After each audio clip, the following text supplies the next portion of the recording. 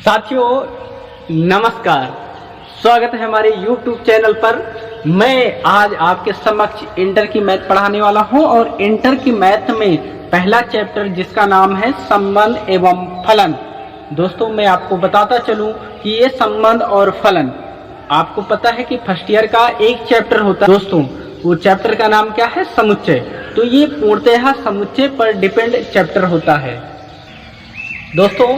समुच्चय, तो समुच्चय क्या है? वस्तुओं का सुपरिभाषित संग्रह क्या कहलाता है? समुच्चय कहलाता है दोस्तों। वस्तुओं का सुपरिभाषित संग्रह क्या कहलाता है? समुच्चय कहलाता है। जैसे सप्ताह के 7 दिनों का नाम, सप्ताह के 7 दिनों का नाम, 7 दिनों का नाम। दोस्तों आपको पता होगा सप्ताह में 7 दिन क्या है? एक परिभाषा है इसकी। सप्ताह में कौन कौन से दिन आएंगे तो फिक्स है। तो यहाँ पर हम जानते हैं अगर इनके नामों को लिखना है तो हमेशा मंझले ब्रैकेट के अंदर लिखेंगे दोस्तों। आइए आपको लिख करके बताते हैं। तो पहला दिन मान लेते हैं सोमवार, क्या लिखते हैं? सोमवार।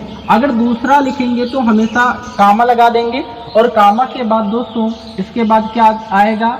यहाँ पर सोमवार की बात कर लेते हैं और सोमवार के बाद दोस्तों आता है मंगलवार। क्या आएगा? मंगलवार। और मंगलवार के बाद आएगा तुम्हारा बुधवार। क्या आएगा दोस्तों? बुधवार। और इसी प्रकार से क्या आएगा? बृहस्पतिवार। क्या आएगा? बृहस्पतिवार। और बृहस्पतिवार के बाद आता है आपका शुक्रवार। क्या आता है दोस्तों? शुक्रवार। और फिर आएगा शनिवार और फिर आएगा आपका रविवार। तो दोस्तों यहाँ पर जो हमने ये सारी चीज़ें लिखी हैं, तो यहाँ पर आप देख रहे होंगे कि किसी भी समुच्चय को लिखने से पहले हमेशा उसे मंझले ब्रैकेट में रखते हैं और कोई भी एलिमेंट्स लिखते हैं तो उसके पश्चात हम कामा का प्रयोग करते हैं दोस्तों। समुच्चय के दूसरे एग्जाम्पल के माध्यम से हम चीज़ों को जानते हैं। तो यहाँ पर एग्जाम्पल नंबर 2, प्राकृतिक संख्याओं का समुच्चय। तो प्राकृतिक संख्याओं का समुच्चय, तो इसको लिखने के लिए हम कैसे लिखेंगे? प्राकृतिक संख्याओं का समुच्चय। और आप सभी को पता है कि प्राकृतिक संख्याओं का क्या है? एक डिफिनेशन है भैया, एक परिभाषा है। तो आपको पता होगा प्राकृतिक संख्याओं को इंग्लिश में क्या कहते हैं? Natural number. क्या कहते हैं?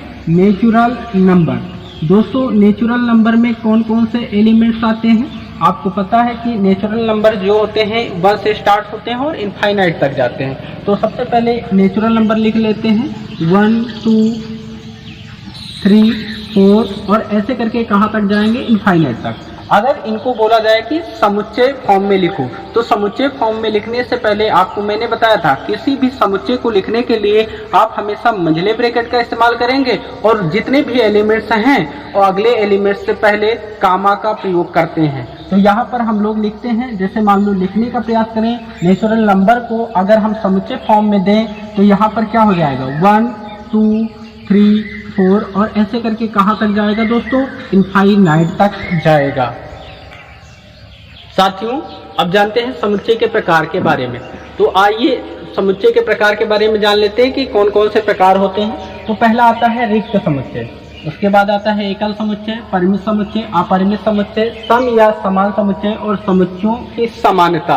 तो सबसे पहले जो इम्पोर्टेंट है वो रिक्त समुच्चय है और इसके बाद आपका जो आ जाता है दोस्तों रिक्त समुच्चय के बारे में पहले हम चर्चा कर लेते हैं कि रिक्त समुच्चय होता क्या है। तो रिक्त समुच्चय, तो आपको पता है कि कोई भी समुच्चय होता है तो उनके बीच में क्या आते हैं? एलिमेंट्स आते हैं। तो वो क्या समुच्चय होता है भाई?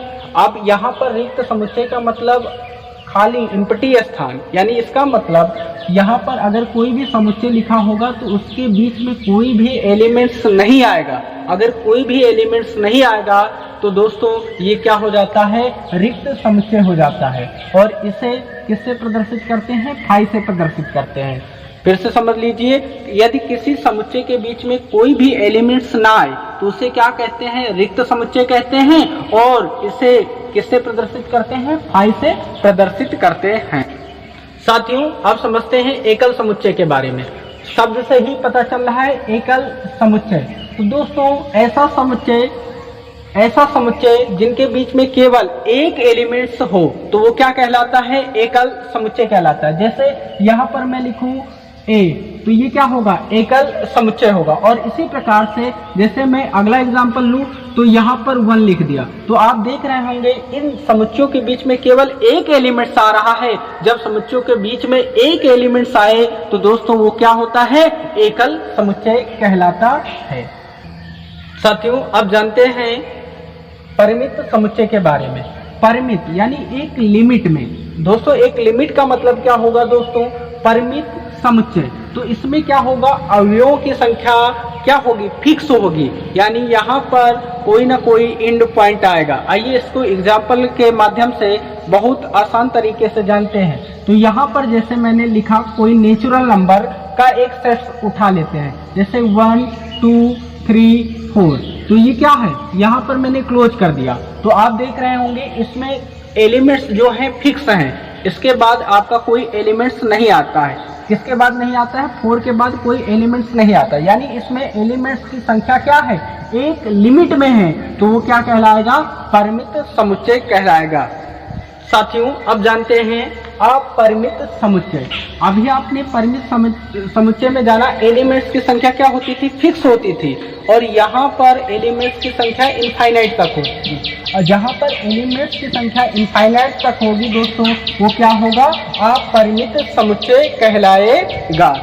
और इसको एग्जाम्पल के माध्यम से समझते हैं। जैसे यहाँ पर मैंने कोई नेचुरल नंबर लिया, जैसे 1 2 3 4 5, और इसके बाद लगातार चलता जाएगा कहाँ तक, इनफाइनाइट तक। जहाँ पर एलिमेंट्स की संख्या क्या होगी दोस्तों, इनफाइनाइट तक जाए, वो क्या होगा, अपरिमित होगी, यानी जिसकी कोई सीमा ही ना हो। एलिमेंट्स की जब कोई सीमा ना हो, यानी वो अनंत तक जाए, तो हमेशा क्या होगा, अपरिमित समुच्चय होगा। दोस्तों अब जानते हैं समान या सम समुच्चय की। अगर यहाँ पर 2 सेट लिए जाएं और दोनों सेट के एलिमेंट्स एक ही हों तो वो क्या कहलाता है, समान समुच्चय कहलाता है। आइए इसको एग्जाम्पल के माध्यम से आपको एकदम अच्छे से आपको समझाने का प्रयास करते हैं। जैसे यहाँ पर मैंने एक सेट्स लिया और इस सेट्स में अव्यय लिए A B C और D, तो ये सेट ए हो गया। और इसी प्रकार से मैंने यहाँ पर सेट बी लिखा और इसमें भी एलिमेंट्स ए बी सी और डी, तो हम कहेंगे जो सेट ए है और सेट बी के समान एलिमेंट्स हैं। साथियों फिर से समझते हैं कि समान या सम समुच्चय होता क्या है। यहाँ पर मैंने ए सेट लिया जिसमें elements A B C D, और दूसरा समुच्चय लिया जिसमें elements A B C D.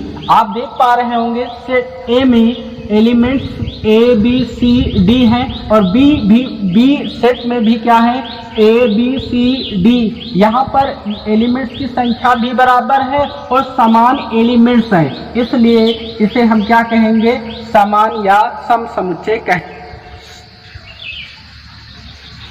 साथियों अब हम जानते हैं समुच्चयों की समानता के बारे में।